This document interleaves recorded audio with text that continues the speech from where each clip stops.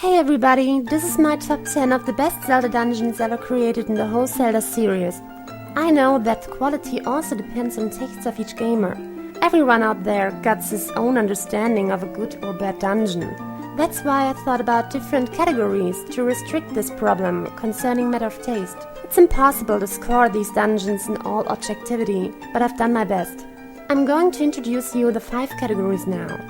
Complexity, atmosphere, enemies, innovation variety, and riddles. What is meant by that? Well, let me explain this. This will take 2 minutes, but it's important, especially for the haters out there. Please be patient. Complexity refers to: are the rooms and floors interconnected? Do you have to think about which way you have to go? Or is it just too obvious where you have to go because the dungeon layout is way too linear? The category Atmosphere contains the subcategories Music and Dungeon Design. The dungeon, what does it make you feel like? Does the atmosphere and dungeon theme fit together? What about the music? Is it just some stupid doodling or a catchy tune that casts a spell over you? Now the enemies. Do they fit into the dungeon theme? Is the dungeon well staffed with an adequate enemy variety? Do they convince in being very creative, perfect matched in difficulty, or being fascinating, exciting and epic maybe? Next category, Innovation Variety. Zelda games should offer new features over and over again, since most of us Zelda gamers played so many Zelda games before. So what makes the dungeon become special?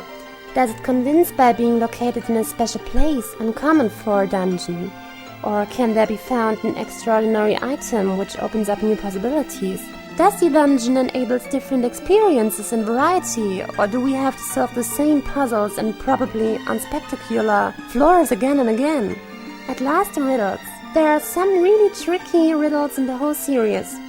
It's a good feeling to be confronted with a difficult puzzle, to rack one's brain, to get lost in it and feel totally proud about solving it at last. And a dungeon should offer more than one puzzle. Instead of switching that, inflaming this and pushing that, you know what I mean. In each category, a dungeon can be scored at most 10 points. Therefore, a total of 50 points in 5 categories. This total score will be multiplied by 2 so that I can show you the ranking in percent. It's possible that several dungeons got the same score. Well, that's about it. Let's start with the 10th place now.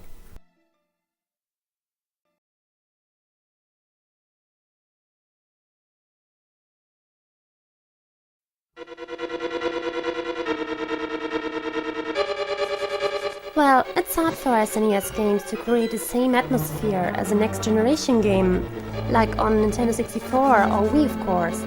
But in my opinion, Nintendo did a great job concerning this category. In each of the dark palaces surrounding the dark world of Link to the Past, you hear this creepy sound combined with this feeling of threat and eternal darkness. In the Ice Palace, you have to solve several puzzles, in which you have to change floors, for example by jumping into these lower floors through holes or by pushing blocks into them, so that you can use them for other purposes. Like in Ganon's Tower, you will find here a new mail, instead of a typical dungeon item. I like this concept because there haven't been any differences in defense between the green, blue and red mail, except for A Link to the Past and the first Zelda game on the Nintendo Entertainment System. The boss is okay, but nothing important so far.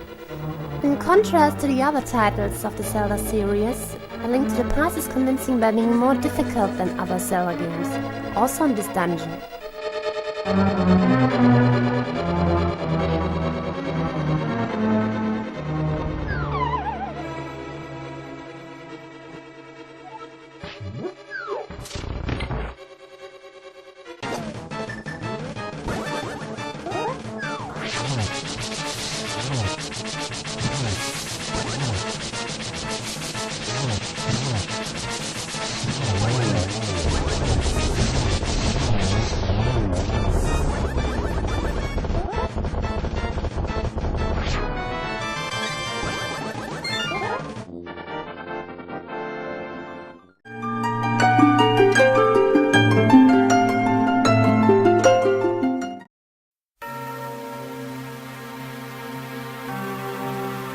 Another 2D dungeon with a fascinating theme.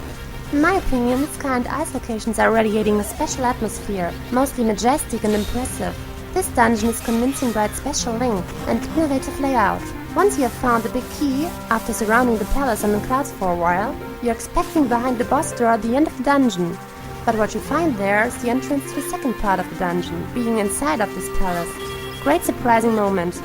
The problem is the whole dungeon is constructed almost exclusively linear. There is always one way the dungeon layout leads you to go, not really complex. But the boss fights against Geocair, the two flying mantas or whatever it is, shows how creative, exciting and challenging boss fights can be. Bravo for that!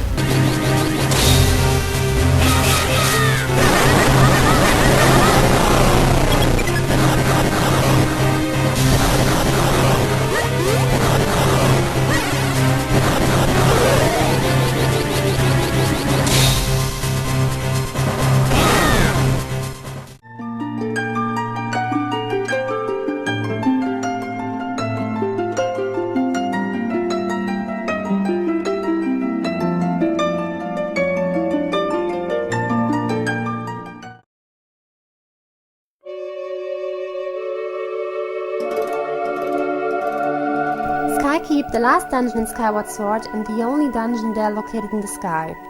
I liked how this temple was presented in this epic way after you used that stone. Arrived in the entrance hall, you'll be welcomed by this music that sounds so peaceful and holy and creepy at the same time. It makes you feel like being in a supernatural place, a place for gods, so mystic and awestruck. Fantastic atmosphere. I wish this atmosphere could be found in each room of the dungeon, but it's just a design mixture of the dungeon you have visited before. This mixture concept, it's nothing important. One can find it in almost every Zelda game, but this time it's used in a totally different way. At first glance, it seems that Skykeep is only a small dungeon, consisting of 8 rooms, not more, but you have to shift these rooms so that you can visit each one and discover the hidden places of the Triforce pieces. I don't remember such a great idea in past Zelda games, very innovative and complex.